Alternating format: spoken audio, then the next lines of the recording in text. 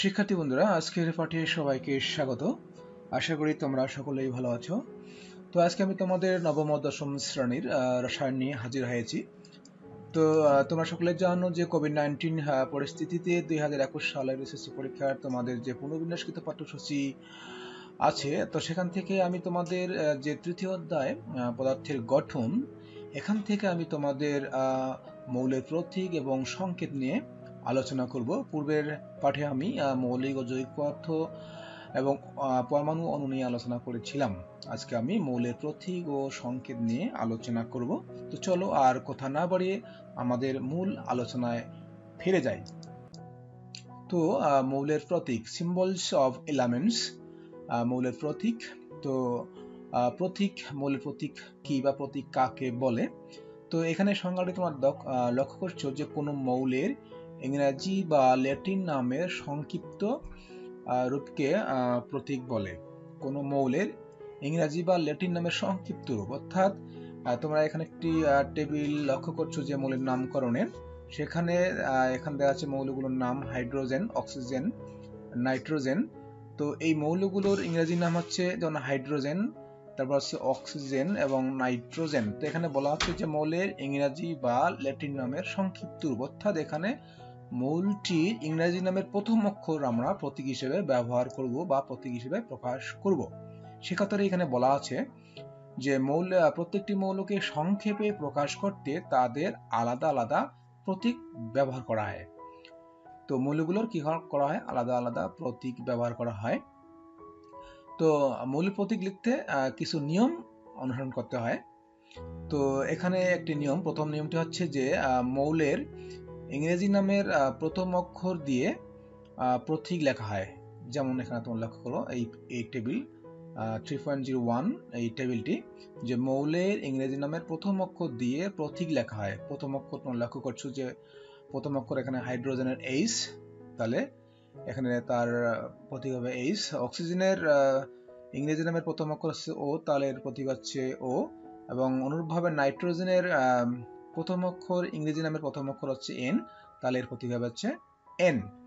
তাহলে এই কথাটি এখানে বলা আছে যে মৌলে ইংরেজি নামের প্রথম অক্ষর দিয়ে প্রতীক লেখা হয় এবং তা ইংরেজি বর্ণমালার বড় হাতের অক্ষর দিয়ে প্রকাশ করা হয়। তাহলে অবশ্যই সেটা কি হবে? বড় হাতের অক্ষর দিয়ে লিখতে হবে। তো এখন আমরা পরের নিয়মে চলে যাব। তো এখানে পরের নিয়মে যাওয়ার আগে এখানে টেবিল, তোমাদের টেবিল লক্ষ্য করছো, এখানে একটা টেবিল। তো পরের নিয়মটা হচ্ছে, আমরা পিছনে চলে যাই।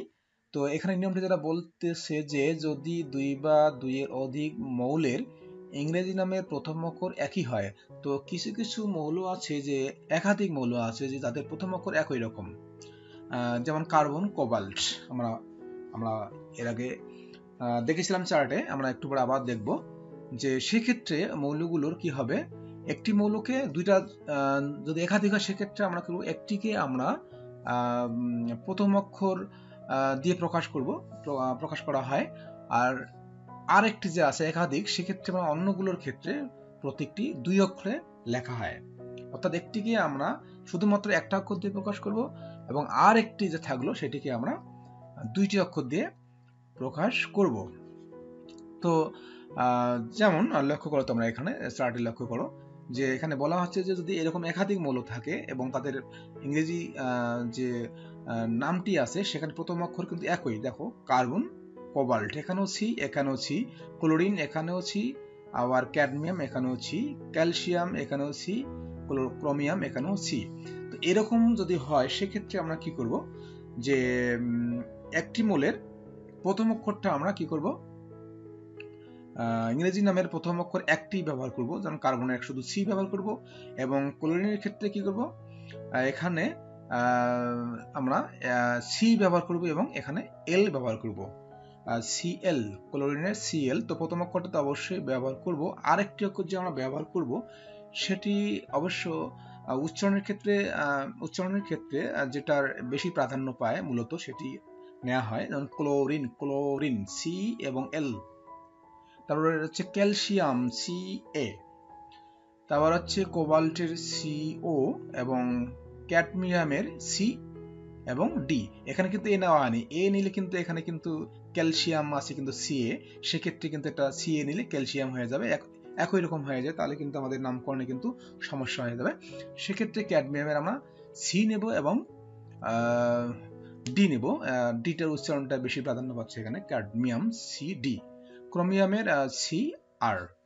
তো আমি আবারও এখানে নিয়মটা একটু পড়ে শোনাচ্ছি, যে যদি দুই বা দুইয়ের অধিক মৌলের ইংরেজি নামের প্রথম অক্ষর একই হয়, তবে একটি মৌলকে নামের প্রথম অক্ষর দিয়ে প্রকাশ করা হয়, অন্যগুলোর ক্ষেত্রে প্রত্যেকটি দুই অক্ষরে লেখা হয়। লক্ষ্য করো, তাহলে একাধিক মানে মৌল না মানে প্রথম অক্ষর একই রকম, যে সি সি সি, সেক্ষেত্রে আমরা যে কোনো একটা আমরা একটি অক্ষর দিয়ে প্রকাশ করবো, বাকিগুলোর আমরা দুইটি অক্ষর দিয়ে প্রকাশ করব। আশা করি তোমরা বুঝতে পেরেছ। তারপর হচ্ছে তোমাদের নাম্বার 3 বা সি। সেখানে বলা হচ্ছে যে কিছু মৌলের প্রতীক তাদের ল্যাটিন নাম থেকে নেওয়া হয়েছে। তো তোমরা দেখো এখানে লক্ষ্য করো যে এই 3.03 যে তোমাদের টেবিলটি আছে, এখানে কিন্তু ল্যাটিন নাম দিয়ে নামকরণ করা হয়েছে। এখানে সোডিয়ামের ল্যাটিন নাম হচ্ছে নেট্রিয়াম, সেক্ষেত্রে এখানে এনে নেওয়া হয়েছে। কপারের কাফরাম, এখান থেকে সিউ নেওয়া হয়েছে। পটাশিয়ামের ক্যালিয়াম, এখান থেকে শুধুমাত্র কে নেওয়া হয়েছে। সিলভারের হচ্ছে আর্জেন্টাম, সেখান থেকে এজি নেওয়া হয়েছে। টিন স্টারনাম, সেখান থেকে এসএন এস এবং এন নেওয়া হয়েছে, এন এর উচ্চারণটা বেশি প্রাধান্য পাচ্ছে। অ্যান্টিমনি একইভাবে এস নেওয়া হয়েছে এবং বি নেওয়া হয়েছে, স্টেবিয়াম। এরপর হচ্ছে গোল্ড ওরামের ইউ নেওয়া হয়েছে। লেট প্লাম বাম, সেক্ষেত্রে প্লামের পি নেওয়া হয়েছে এবং বামের বি নেওয়া হয়েছে। তারপর হচ্ছে ওলফ্রাম, এটা হচ্ছে টাংস্টেন, ডাব্লিউ এবং ডাব্লিউ নেওয়া হয়েছে। আয়রনের ফেরাম, সেক্ষেত্রে এফ ই নেওয়া হয়েছে। মার্কারি হচ্ছে হাইড্রাজিরাম, সেক্ষেত্রে এখান থেকে হাইড্রাজিরাম, তো হাইড্রাজিরামের এখান থেকে এইচ নেওয়া হয়েছে, এখান থেকে জি নেওয়া হয়েছে। তো এই হচ্ছে মৌলের প্রতীক। তো এখন আমরা সংকেতে যাব। সংকেত, তো হাইড্রোজেনের একটি অণুকে প্রকাশ করতে আমরা H2 ব্যবহার করি বা H2 ব্যবহার করা হয়, যার অর্থ হলো একটি হাইড্রোজেনের অণুতে দুইটি হাইড্রোজেনের কি রয়েছে, হাইড্রোজেনের পরমাণু আছে।